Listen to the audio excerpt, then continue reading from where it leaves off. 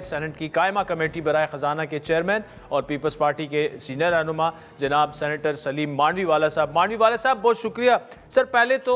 پہلا سوال بڑی سگنیفیکنٹ ایک ڈیولپمنٹ ہوئی 2 دن پہلے۔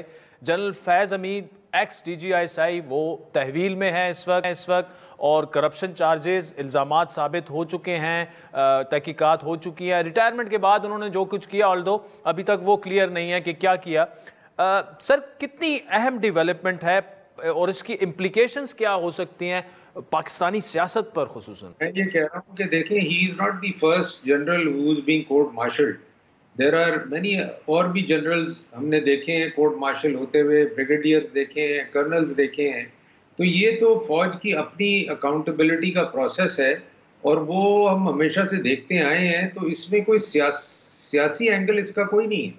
نہیں مانوی والے صاحب وہ تو آپ کی بات ٹھیک ہے۔ اس سے پہلے اسد درانی صاحب جو کہ ex D G I S I تھے ان کی بھی مراعات واپس لی گئیں، سزا ان کو بھی ملی، لیکن انہوں نے تو ایک انڈیا ایجنسی را کے ان کے ساتھ دولت صاحب کے ساتھ کو آتھر کی تھی ایک بک. لیکن فیض حمید صاحب کا تو ایک کردار رہا ہے 2018 کے الیکشن، پی ٹی آئی کا جیتنا، آر ٹی ایس کا فیل ہونا، پھر 3.5 سال جس طریقے سے بل منظور کروائے گئے، جس طریقے سے پارلیمان چلائی گئی، بالکل بلیٹنٹ انٹرفیرنس ہو سارا.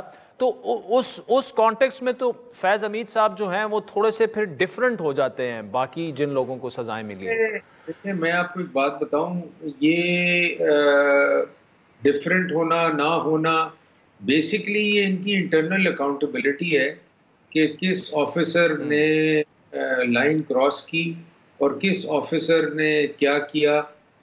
یہ میں سمجھتا ہوں کہ ان کے اپنے سسٹم میں اتنے سیفٹی یا اتنے وہ انفارمیشن موجود ہے کہ وہ کسی بھی آفیسر کو اکاؤنٹیبل ٹھہرا سکتے ہیں جو ان کی ہائرکی سمجھتی ہے کہ he needs to be accountable.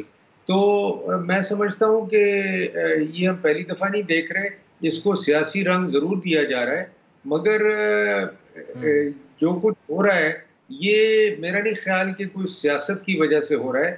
یہ اس کی جب یہ تھے بھی نا، جب یہ موجود بھی تھے تو لوگ ان کے لیے یہی باتیں کرتے تھے کہ ایسا بھی وقت آئے گا جب ان کو اکاؤنٹیبل ٹھہرایا جائے گا.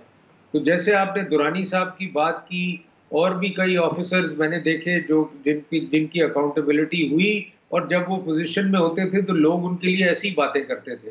تو آج آپ کے سامنے یہ بات آ گئی ہے اور یہ چیز ہو رہی ہے.